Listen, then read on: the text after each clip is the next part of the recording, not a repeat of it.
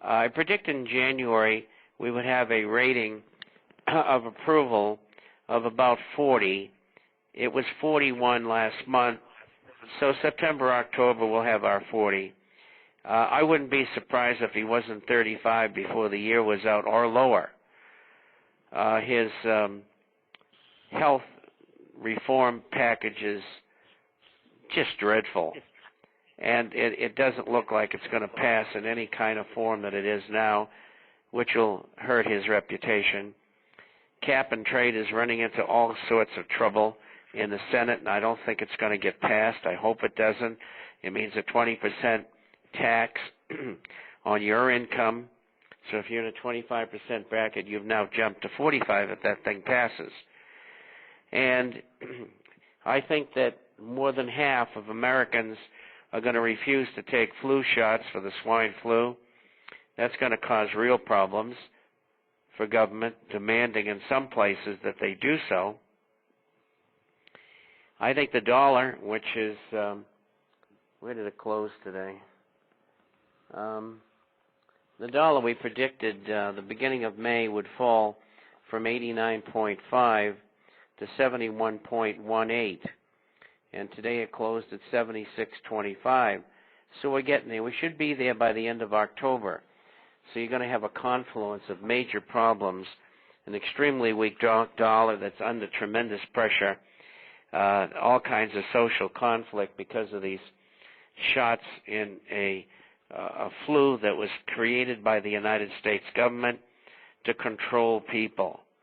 And I know everybody in the military has to take it, and I don't know how you can get around it short of insurrection.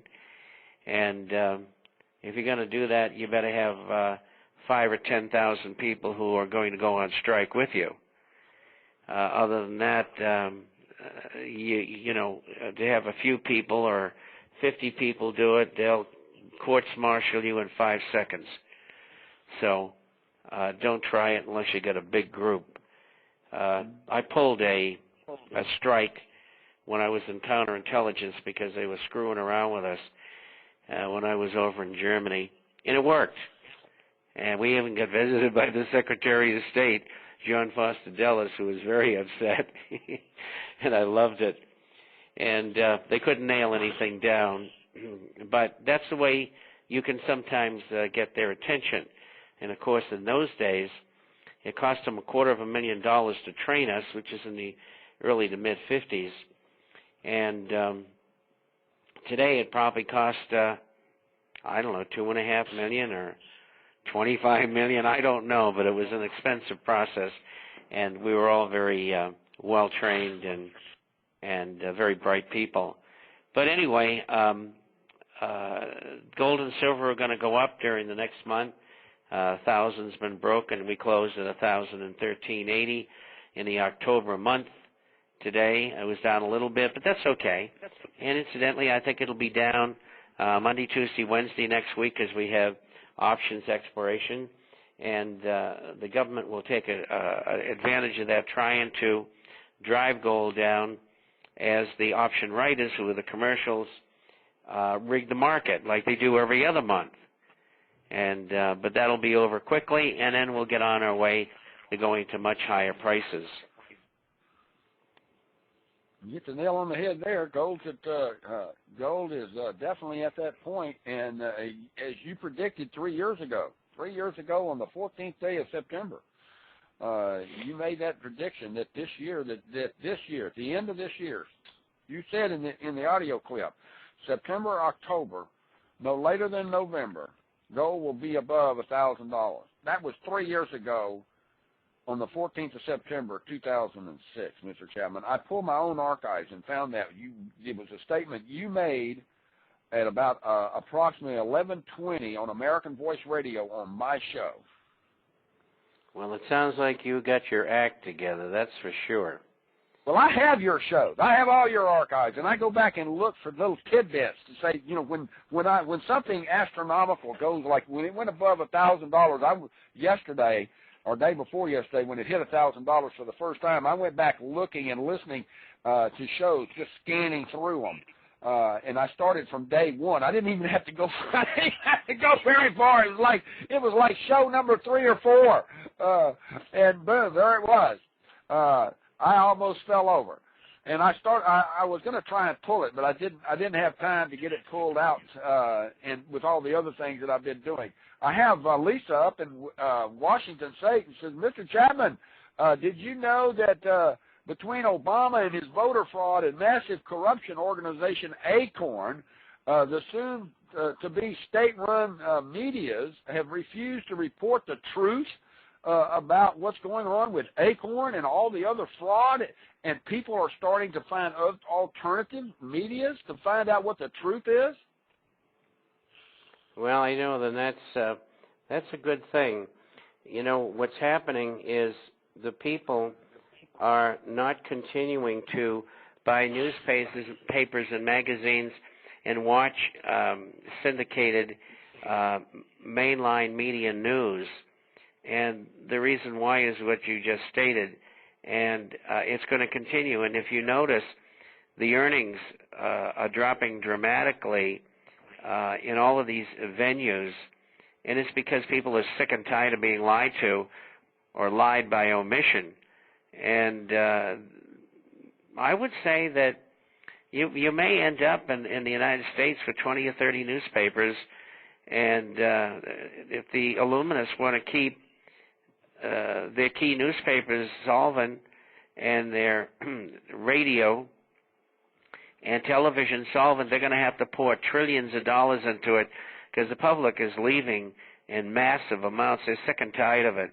And all of the truth, you're going to find it on the Internet and shows like Drew Raines's and others like it, and, of course, in the International Forecaster, and just a handful of publications. I mean, most of the newsletters out there are just garbage. And the problem is they don't really get to the total truth. And unless you've got the total truth, unless you understand that almost every government in the world has a shadow government, which is controlled by the same group of people, if you can't get that, you'll never find out what's going on, what's really going on. And that's what the Forecaster is dedicated to. We write now about 100 pages a week. Anything that you need to know is in there. If you want to save your money, be protected, if you want to know how to do this, that, and the other thing, if you want to find out the truth about what's going on all over the world, we got it, believe me.